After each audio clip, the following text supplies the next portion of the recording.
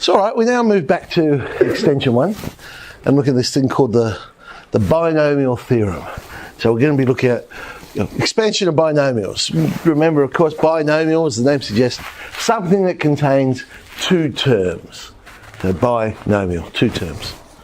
That, I guess, is the simplest binomial expansion we could possibly have.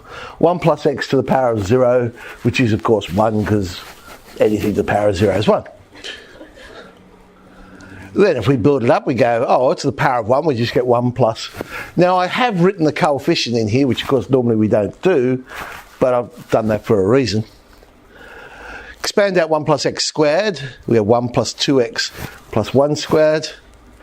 1 plus x cubed, then 1 plus 3x squared plus x cubed. Oh, I didn't write 1x cubed. Should have written 1x cubed. And I could keep going each time by just multiplying 1 plus x. But we see a pattern arising. Now, Blaise Pascal saw this pattern. Yeah, he's not the only person ever to have seen this pattern. But for some reason, he gets all the credit. And we call it Pascal's triangle.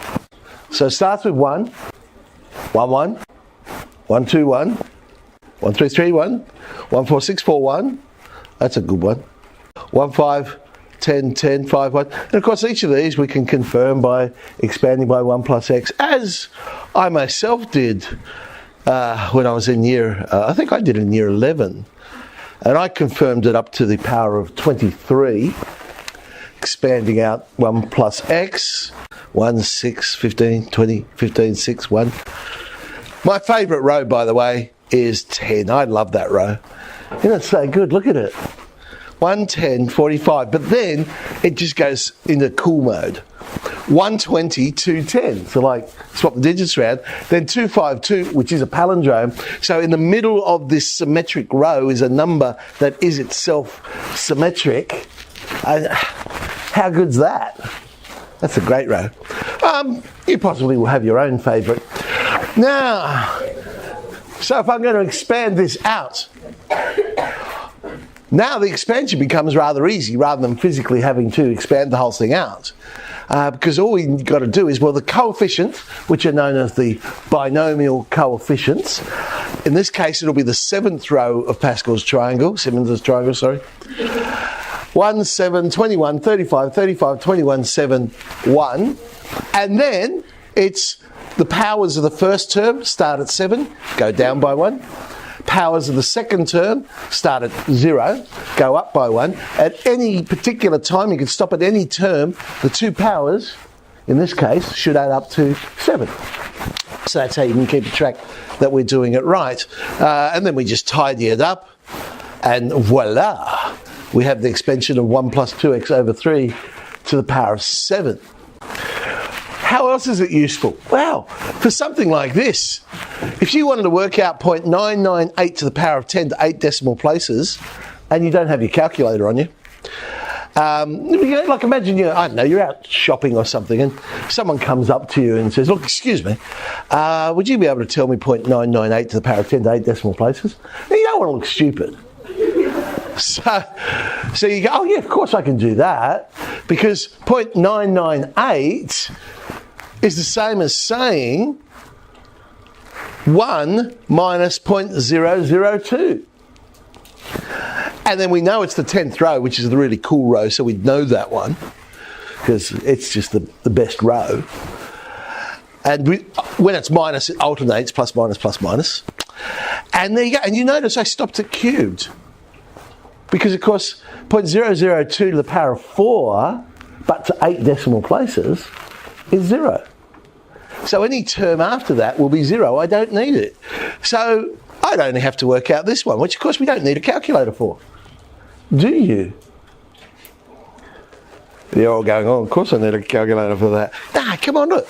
0.002 squared is...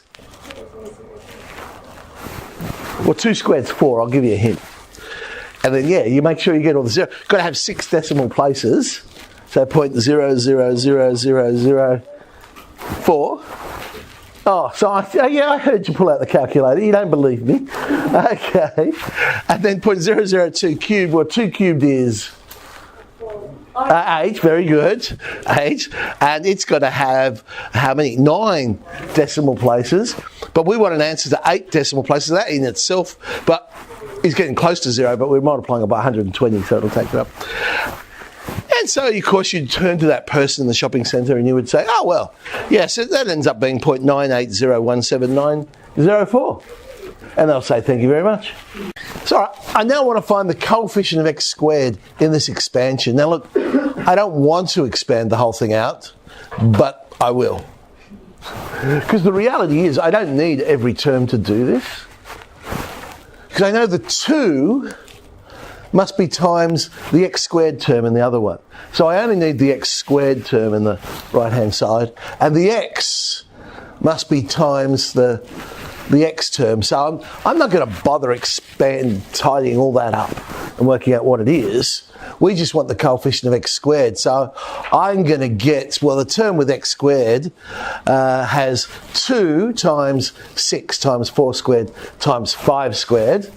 And then I'll have negative 3 times 4 cubed times 5, which gives me a total of 960.